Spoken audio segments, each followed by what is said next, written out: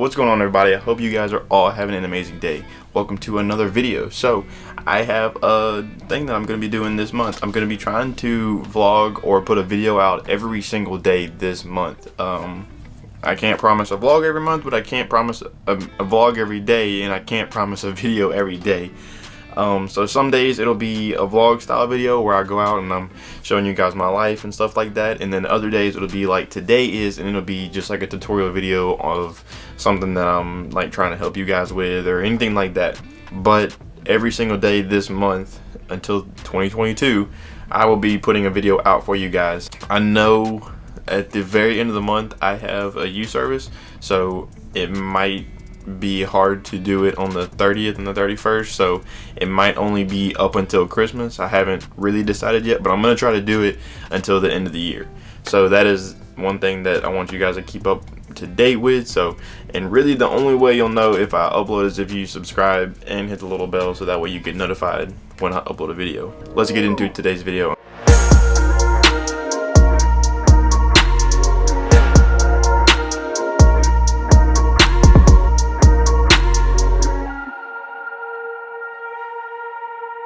So today I'm going to be talking about the K&F concept version of a variable ND filter. One thing that I'm going to start with, that's probably the biggest thing that you're going to be worried about, is price. So this thing is priced at $35. I got it on Amazon. You can get it from Amazon, B&H, anywhere. K&F is a very big photo and video company, so pretty much anywhere that you can buy a product that has to do with photo and video, you will be able to get this product. So for a variable ND only being $35, that is a really good price. Now it being $35 compared to the Polar Pro one I have being $250, obviously there's going to be some difference in quality, but that is what I'm here to show you and tell you guys about. So for the next part that I want to talk about is going to be ease of use and storage. This is the storage box that it comes in. This is how you will get it. There's actually a little brown box that came on the outside of this, but I got it from Amazon, so I don't know if that makes it any different. I don't know. I didn't buy it from their website or from B&H, so I don't know if there's like a different packaging system. But this is the little storage compartment that it comes in. It's just a little clear translucent piece of plastic. It's got a little tab that you just open up.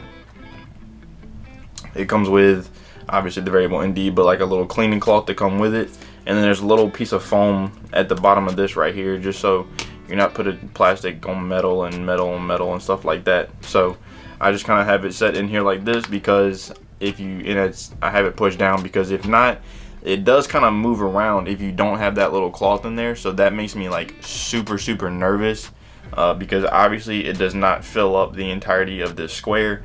So it makes me a little nervous if I can just kind of shake it around, but having that cloth in there, and it obviously does not shake around. So that's just a hack that I've found a use for it. Ease of use, it does make it kind of easy just to be able to pop it open, pull it out, and do it this way. But on the Peter McKinnon version one I have, all you have to do is you have to unscrew a little back plate, put it on the front of the lens, and pull the cap off, and you never have to touch the glass. You don't have to touch the metal, anything like that. It's super easy to use, but that is with a big price tag as well. So it being in this, I've had to use that lens cloth so many times because I accidentally touched the lens, or I'm touching my actual lens trying to put this on, trying to screw it on, or it hits my palm or anything like that. So you will have to use that little cloth a whole lot more. So ease of use and storage for this it's kind of tough to say. I don't know how I feel about the little plastic case, because I feel if something were to happen and I dropped it, it probably wouldn't mess it up. But this isn't the most durable thing either. I would trust a piece of thick rubber and a metal plate more than I would this. So picture quality is probably the next biggest thing that you're going to worry about with this, because obviously if you spend $35 on something versus spending $250 on something, most of the time the $250 product is going to be better than the $35 one. That's just how it goes. Most of the time with electronics, you get what you pay for. You can obviously buy a cheaper version of everything, but you get what you pay for. Same thing with clothes to an extent. So let me explain a little bit about this. So The Peter McKinnon version has two different versions. You can get a 2 to 5 stop, or you can get a 6 to 9 stop. That pretty much just means the 2 is the least amount of sunglasses it'll put on it, and 9 being the most amount of sunglasses it'll put on it. But you cannot buy one that goes from 2 to 9. They just don't offer that. But this goes from minimum to maximum, and there's, I think, 8 or 9 in between. So pretty much you're getting that 2 to 9 stop right here. I noticed when I was using this, I was getting a whole lot of solar flares versus the Peter McKinnon version. And I think it is because with this, you can just scroll around in a circle. You can just continually go in circles with this. There's no end point to anything. If you hold it, you can just continuously go in circles. There's no stopping. You can tell that it's minimum, it's dark. I'm just going to keep scrolling. It goes back to minimum, and it's going to keep getting darker. So you can just scroll until your hand gets tired.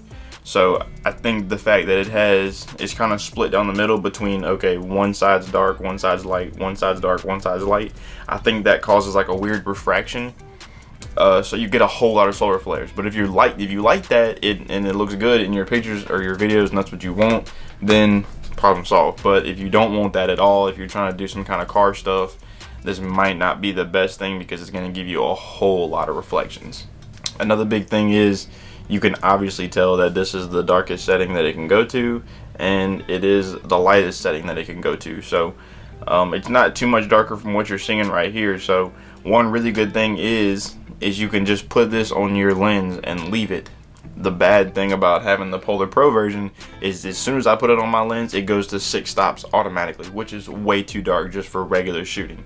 You can kind of tell if I just hold it up to the lens right now. This is what it looks like on its minimum setting. So it's not too far off from what it looks like. It's just kind of getting rid of reflections and stuff like that. So you could really, if you wanted to, bump it down, like bump your ISO a little bit higher and just kind of leave this on here if you really wanted to. So that is a really good thing if you're like running and gunning and all the time you don't have time to like take off a back plate or go find that lens cap or anything like that, or open that plastic thing up, screw it on. You can just kind of leave this on, run it, twist it to whatever you need it to, take the picture, edit the settings a little bit, take the picture, and do it that way, make it a whole lot easier on yourself.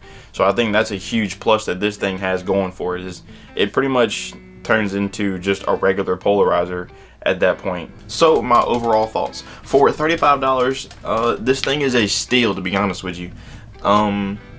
It really does pictures almost as good as the Polar Pro one. Like I said, it does have a lot of solar flares and stuff like that, so obviously you pay more, you get a little bit better quality. I'm not saying this is on the same level of quality as the Polar Pro one, but for being a sixth of the price, it's a great deal to pick one up just if you need one, or if you're first getting one or trying it out and stuff like that. This is definitely the option or the route that I would go with. In my opinion, if I was gonna buy another one, I don't think I would buy the $35 one, but only because I've experienced the $250 one, so I know how much better it is than this. But if you're just starting out, or if you need it for like your backup lenses or something like that, like if it's not your main priority, then I would definitely say to get this. K&F did really good. I don't know how they were even able to really make this and sell it for $35 because it's metal all the way around. It's really good glass. So my final analysis, do I think you should get this? Yes, I think you should buy one even if you already have one. I think you should keep this just as a backup anyway. I'm not a huge person on keeping too much gear. I really have only bought and spent money on the exact necessities that I've needed.